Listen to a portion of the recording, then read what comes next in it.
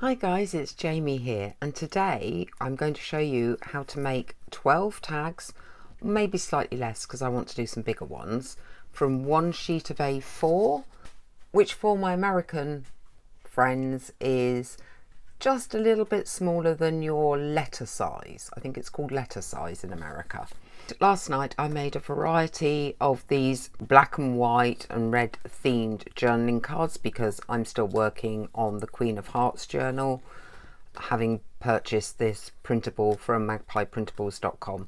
I wanted a lot of tags for it, and I can use them in the black and white themed flip envelope journal, which is actually a giveaway subscriber prize on my channel at the end of this month, 31st of August 2021. That's for people who are subscribed to this channel and have commented on at least 3 videos. I thought I would show you how I made these. In my house I get these huge local freebie magazines that are just full of adverts. I mean, that's all they are. So what I did was I took one sheet of cheap copy paper and covered it. That's because the adverts are quite bright, and what I wanted to do next I didn't want showing through.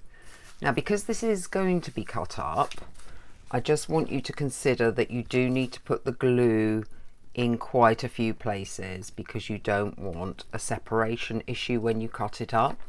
Right, now the next thing I'm going to do, which I've never seen anyone do when they do as a masterboard type project, is because some of my scraps, and there's a lot of them, have pictures on. I'll give you an example, like this one. You don't want that to fall outside and, you know, get a half face. Well, you may not mind it, but I want the tags to have a central feature, and if a tag doesn't, I will show you how I finish them off at the end of this video, how I finished these ones off last night. I'm going to go through all the processes that went into this in short stages. I know I've talked a lot already, but it will be short stages once we get going. I bought these ready-made tags for, I think it was 99 pence, less than $1, and there were 30 of them. I am just going to very quickly draw around these, because then I know that when I come to cut them up, I'm going to be more or less in the right position for any big pictures. I'm not worried, and the exciting thing about doing masterboards is that you don't know exactly how it's going to cut up. But I just wanted to make sure with some of the bigger ones that there is going to be, this will get covered over, this is just to give me some lines to work within or around.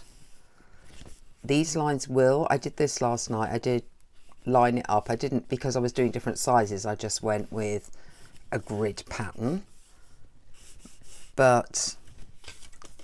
And by the end you couldn't see the drawing, but it did mean that as I was doing things I didn't go wrong, if you like. And there is actually going to be space here to get a couple of small ones, so that's fine. I don't need to worry about that. Just sort of say, well, if I was going to do a long small one, it would be around there. I have a lot of scraps, and I am going to, before I put them down, the one thing I tried to remember to do yesterday, and I've done slightly bigger pieces than I did on this one. Doing the small pieces is lovely, but very, very, very time consuming. And all I'm going to do before I lay each one down, I'm not going to try and fit them together. It's not a jigsaw puzzle. I'm just inking them. Oops, that was just my other glues going over. Popping them on here. I realise I've already moved half of this out of shot. This keeps happening. It's because I'm short, so I have little arms.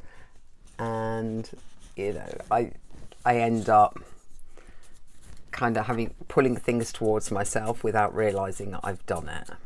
Don't worry, you are not going to be watching me ink a load of collage pieces and lay them all down. I'm just doing a couple as an example, then I'll go away, do this stage and come back for the next stage.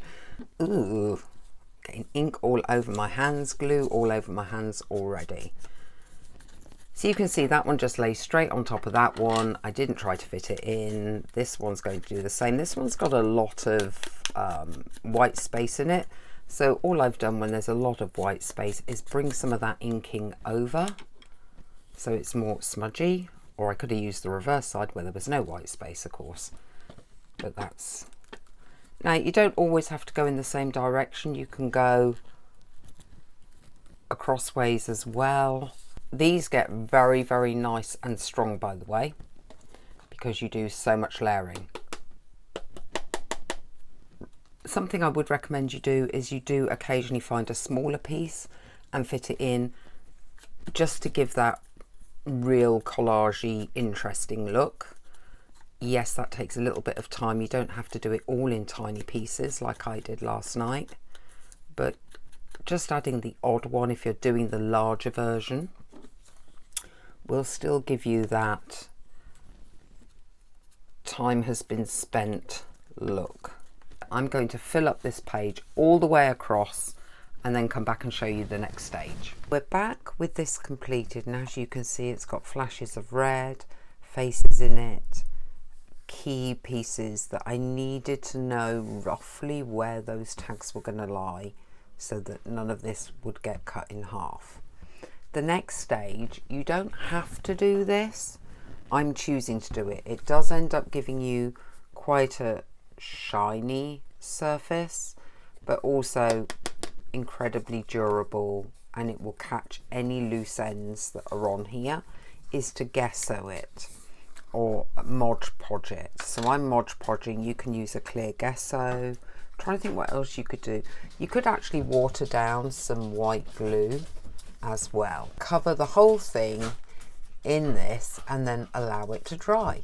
That's all beautifully dry now. It doesn't take long for any kind of Mod Podge or any kind of finish that you put on this to dry, but it does give you a much less catchy surface. Because these tags were already made, I'm just taking out the string and then turning this over. We could rip this out of here now because it has now been used. Remembering where this gap is, I'm going to turn it over and allow for that little gap and bring this here and glue it down. I am just again using Pritt Stick, but you can use any glue that you want. A white glue will dampen and wrinkle the paper a little bit more, but it will dry out straight, and obviously white glue is the cheapest normally.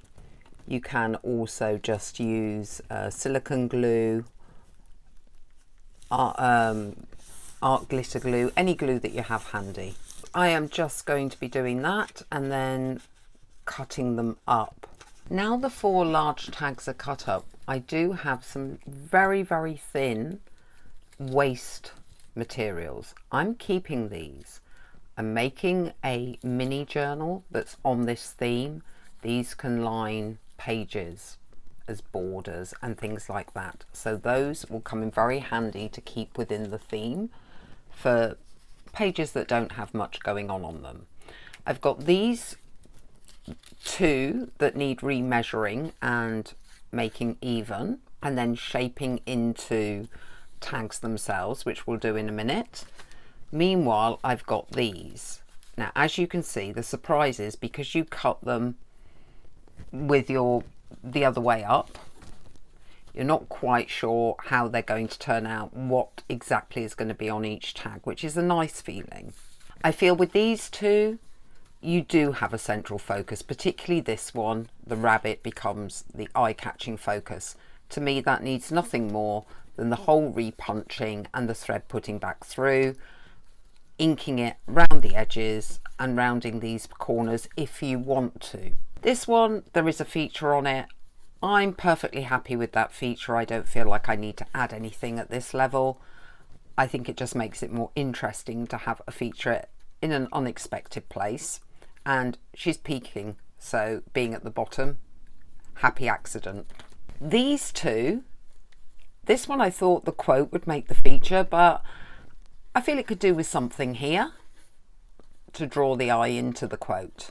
And then this one doesn't really have, it's got the key slightly to one side. Again, I feel it could do with something here. So that's what I'm going to work on next. What I'm going to do is take one of the papers that's slightly plainer and start to layer them together, preferably in a way that means that they're not sitting like this maybe, or a spotty one with a bit of the red, the plain red, depending on where other things are on the page. I think the spotty one will work on this one with the plain red. I also still have some features taken from the internet mainly that are printed up on sticker paper. This is just your choice. I'm going to look to see if there is a big image that maybe I don't need to back with anything, that will just take over the whole tag, which might look quite good. That might be fun. Or a smaller image that I want to do some layering with. I'll probably do one smaller image with some layering and one bigger image. I haven't used this one, and I admit he is wearing and holding purple. I think I'm quite tempted for a change to do the Mad Hatter. I'm going to cut him out and pop him on this one and see how it looks. Just as before, I will be inking the edges, and I may have to ink them a second time because I am going to take him slightly off the tag. The reason being is I do not want the teapot to hide the key. I want his foot that's been cut off to line up there, and then I want the key to stay in shot, so he's slightly on a lean but not really. And then again, it's just a question of trimming him up. Very much now a central feature because he's so big. I'm using my gluey scissors, so they stick a bit when you try to cut with them because they are covered in glue.